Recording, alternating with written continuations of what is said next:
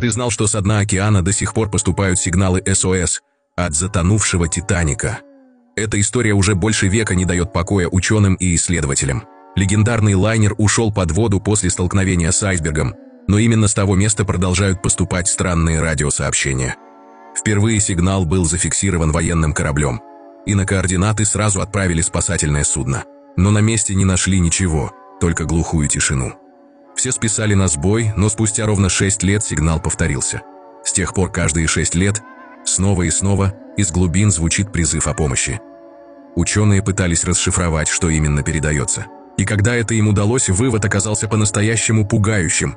Хочешь услышать, что звучит в этих сигналах? Просто набери в поиске «Последний сигнал Титаника», и вы будете в шоке от услышанного.